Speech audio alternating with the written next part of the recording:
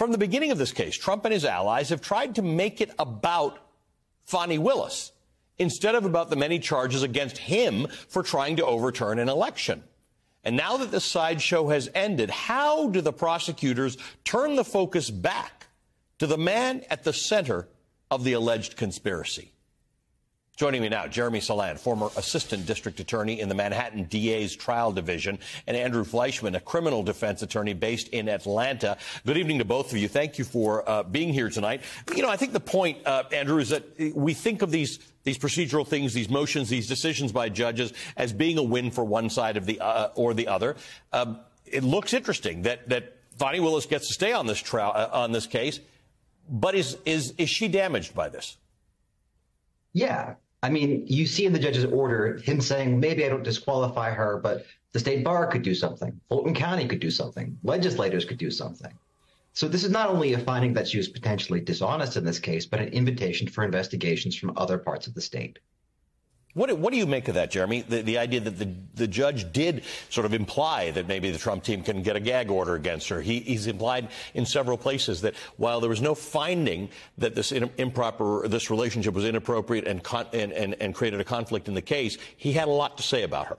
Absolutely, and it's more than a hand slap. What she's doing, he's exonerating her from the allegations, and he's making it very clear it did not exist. Right. That being said, that appearance has that stench, that odor, which we heard, and that's enough. And saying to DA, you can't do this, you can't pursue this, you can't use those words, you cannot act in this way, and you have to remove Wade, otherwise that appearance is going to maintain. And the public, and a reasonable public, has to be able to say, we have faith in the criminal justice system. Right. And that cannot exist the way you are maintaining yourself. So it was strongly worded, and more than just a slap on the wrist, but an exoneration at the same time. Andrew, what do you make of it? What happens to this case? What are the things that the people watching tonight have to think about in terms of how this case moves forward and what happens next? The next step is probably that Ashley Merchant and Steve Sada, with the attorneys on the case, will ask for a certificate of immediate review that has to happen in 10 days. At that point, assuming it's granted, the Court of Appeals will decide whether or not they want to take the case. We'll know that in a matter of weeks. On whether this is an exoneration, I don't think it is. The judge said there might not be enough evidence to prove they actually had a relationship before 2022, but that odor of mendacity line suggests that he thought the evidence might support that the witnesses were lying. I feel like it's far from an exoneration. It's a pretty serious allegation in this order. In terms of an exoneration, the big key here is not so much what was said and what wasn't said. It's the fact that this case can continue. Fulton County still has this case. D.A. Willis still has this case. It can still proceed. It is not dismissed, and there are other grounds that were challenged. So by an exoneration, this is saying to the people of Fulton County, this is saying to D.A. Willis, you can move forward. You've made mistakes, but to his point, I agree. By no means is she out of the woods here. But the big picture is there is a RICO case against the former president of the United States for tampering with the Georgia election. Right. Is that stopping? Absolutely not. That's moving forward. So, Andrew, all the way to the point where there are jurors, how does this get handled? I mean, politically, there's whatever's going on. But for a juror, they have to listen to the case, the indictments, and the facts presented, and the defense. How does any of this affect how that moves forward? I honestly don't think it'll have much impact on jurors. I mean, we do voir dire. We try to make sure people don't have too strong an opinion. We throw out the crazies on both sides, and we hope the people in the middle are reasonable. And generally, they are. I think we'll be able to find a jury in this case who can try to disregard allegations from both sides and focus on the evidence. Jeremy, let's talk about this idea that Donald Trump goes after his prosecutors. He goes after most judges, except in the Mar-a-Lago case. Does this kind of thing have an effect? This didn't actually come from Donald Trump. The allegations against Fani Willis came from one of the co-defendants, who was sort of who digs up dirt on people. He got charged, and he decided to dig up dirt on Fani Willis. What's the effect this has on prosecutors, on DAs, that threat environment? You have to have a wall that puts yourself aside from and away from that outside force. And it's sometimes very difficult, especially when it comes in the form of not just words, but it comes in the form of a white powder delivery we hear about. It comes in the form of actual threats. It's really despicable and deplorable. But at the same time, a prosecutor understands that it's not an easy job, and you don't take a case because it's an easy case. You take it because you believe that's what justice requires. So I think that they're still going to march forward and do what they need to do. They're going to continue whatever they need to investigate. And Donald Trump will always be there sort of rabble-rousing, to put it nicely. The worst thing that he is doing is not necessarily to the prosecutors. I think the worst thing he's doing is to all of us in the entire United States, to really diminish the judiciary, to diminish the criminal justice system, to cause people to have doubt all of the time. That's really terrible for all of us and for people who believe in a fair trial. So, yes, prosecutors are going to have that in their mind, but they're going to wall that off and they're going to move forward. This is what justice requires. Let's talk about the DA, Andrew. It's an elected position. The governor of Georgia has introduced a bill to deal with what he calls rogue local prosecutors. Fani Willis is up for election in November. We interviewed just a handful of people. They have different opinions on how this would affect their decision to vote. But what does that environment do to this case? The stuff that the governor's doing, the idea that Fani Willis is elected, not an appointed DA? Well, I mean, you've seen how those politics play out in the courtroom. You saw Fani Willis testify in that defiant and unprofessional way, as described by the judge, because she was appealing to voters. Having those political concerns is sort of poison to the sort of due process you want in a case. And that's going to keep on happening, right? Donald Trump is going to say stuff. Fulton County is going to want to respond. And this election environment makes it harder to have a trial that doesn't raise doubts in the mind of voters that this is a fair process. Judge McAfee got rid of some of the charges. It's still there's still a lot of charges there. Is the case looking as strong as it was before all of this started happening? Yeah, I mean, that special demur, granted because these charges were not specific enough, only went to 6 counts that are already part of the RICO charge. They're going to talk about the exact same evidence at trial as they would have without that order. And then on top of it, the sentencing exposure is basically the same. So it doesn't affect the case in any meaningful way. Guys, thanks very much. It's a more complicated issue than it looked like on the surface, and I appreciate the analysis from both of you. And when thinking about who Trump is trying to emulate on the international stage, it's tempting to think of Vladimir Putin. The two are clearly very fond of one another.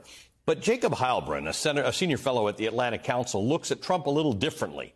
In his new book, America Last, the Right's Century-Long Romance with Foreign Dictators, Heilbrunn makes the argument that the playbook Trump is following is not as bold and as brash as that of Vladimir Putin. You don't, for instance, see Trump's enemies mysteriously falling out of windows. Heilbrunn argues that Trump's playbook appears more to mirror that of the autocratic Hungarian Prime Minister Viktor Orban. It's a slow creep of fascism. It's the kind of xenophobic fascism the American right used to flirt with in the 1920s. So what can Viktor Orban's Hungary teach us about the trajectory of the American right now? And what should we expect if Donald Trump regains power? Joining us now is Jacob Heilbrunn, editor of the National Interest, senior fellow at the Atlantic Council, and author of the new book, America's Last, the Right's Century-Long Romance with Foreign Dictators. Jacob, thank you for being with us. I think this is such an important point. Our democracy may go sour and may go wrong, but not in the way of the movies, not in the way of revolution and dictators who eliminate the vote and overtly suppress democracy. What Viktor Orban is doing, to some degree, what Erdogan is doing in Turkey, what Modi is doing in India, is this more subtle form of silencing dissent and opposition and taking control of all of the levers of power. It's a creeping form of authoritarianism, which actually started all the way back in the Roman Empire. I quoted Edward Gibbon talking about the Roman Emperor Augustus as a subtle tyrant. I think that is exactly what Viktor Orban has done in Hungary, where he has sidelined the judiciary. He has sold off the media to his cronies. He has ensured that elections are gerrymandered, so that his opponents simply cannot win. Elections are still conducted. This is the blueprint that Donald Trump would love to emulate here in the United States. And we're seeing it copied. We're seeing conservative groups, conservative right-wing so-called journalists going and visiting with Orban. Orban comes here to speak. He speaks to major conservative conventions. And some of the things that he's used are things we're seeing here, an urban-rural divide like they have in Hungary, where urban people think what Orban is doing it doesn't make a lot of sense, and yet he wins overwhelmingly with a rural vote. A hard line on immigration and the idea that immigrants into Hungary will dilute Hungarianness and the Hungarian language. These are things we see direct translations to with Donald Trump. Definitely. It is uncanny, the parallels, and they do actually extend to Putin, too, who relies on a rural base and has opposition in St. Petersburg and Moscow.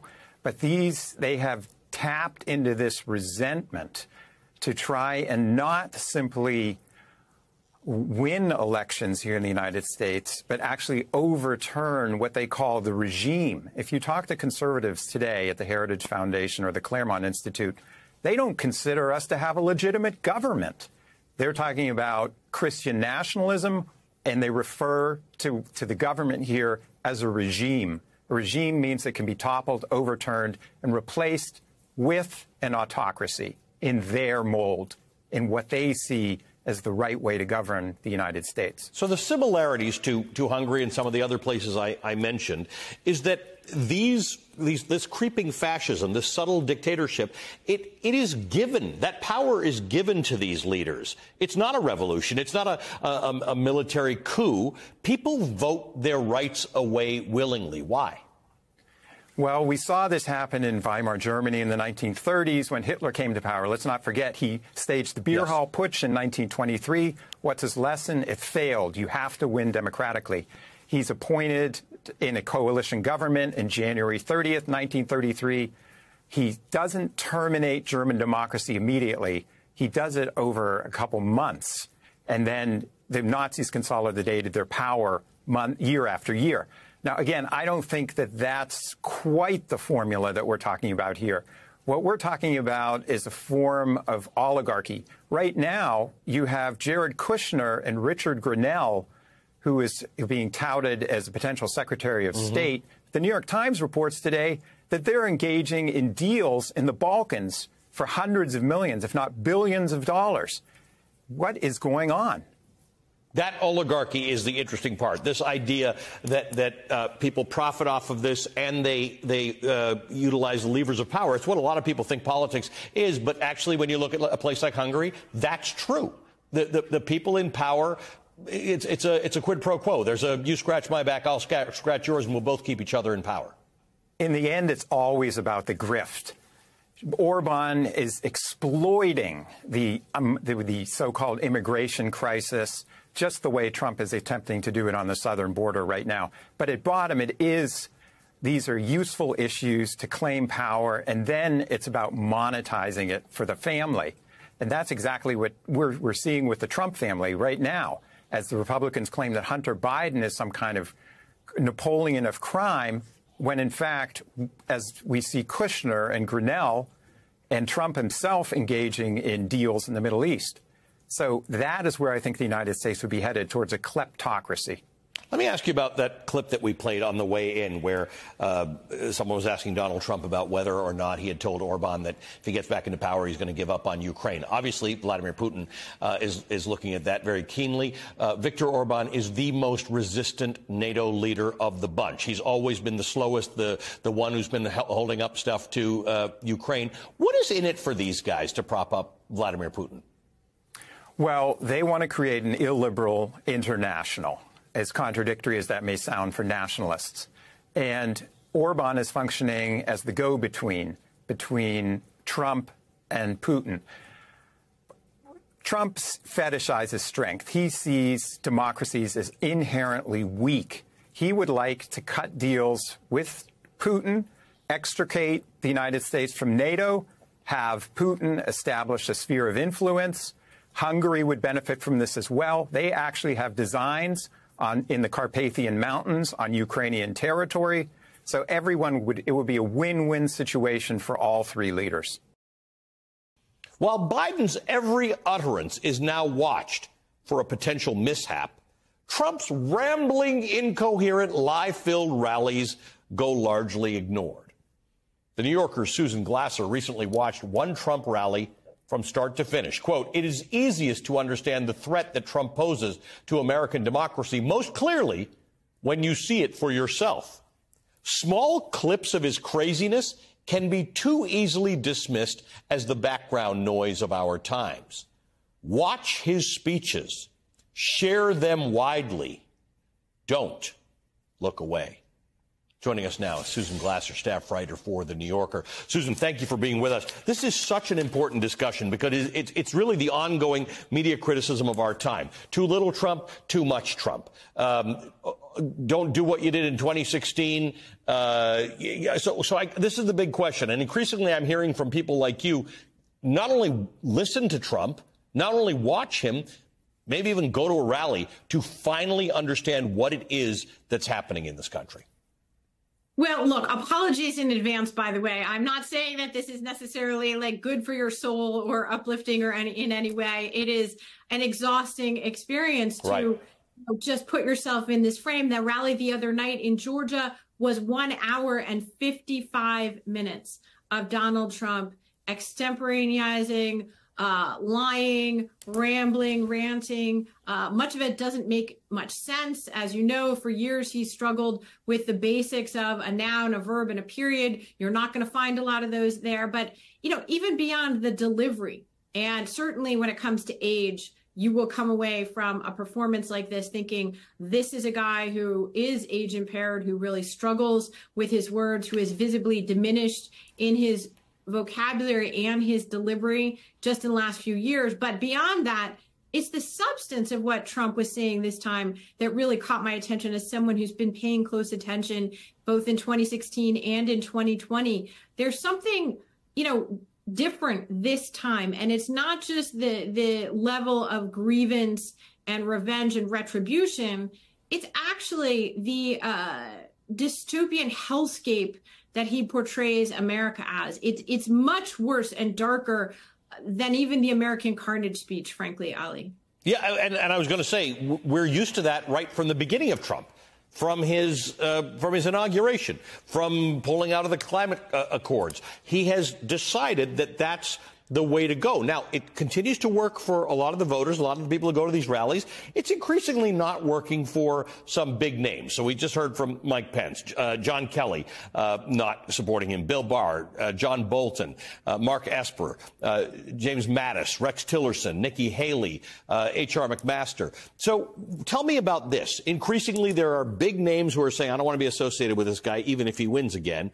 And yet it's not affecting him at the base.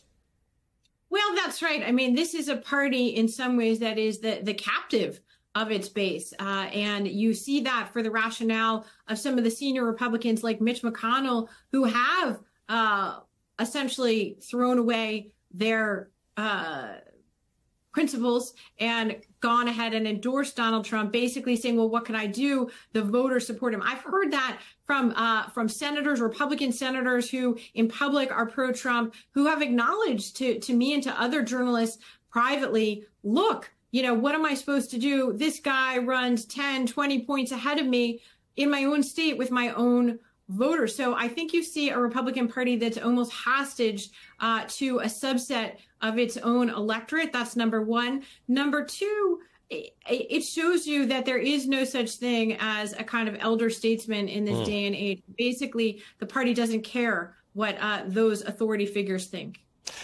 One of the things you write about here is the lies. And most people, if you stop them on the street and said, what lies do you talk about? They'll talk about the election denial largely, but there were other things. You write something interesting. You said Trump's 2024 campaign platform is being built on an edifice of lies, not just the old familiar lies about a rigged election. They're now joined by an equally flamboyant new set of untruths about Biden's presidency. Tell me more about that.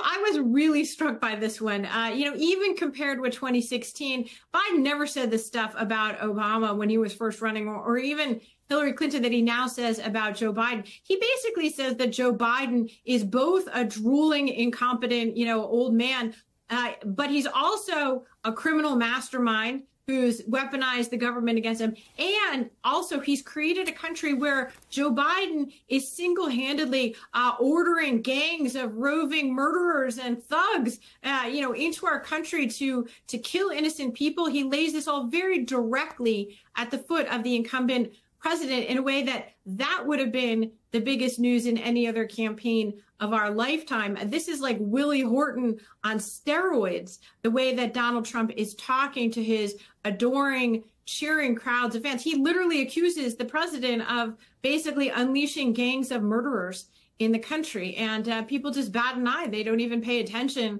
to Donald Trump when he says these things.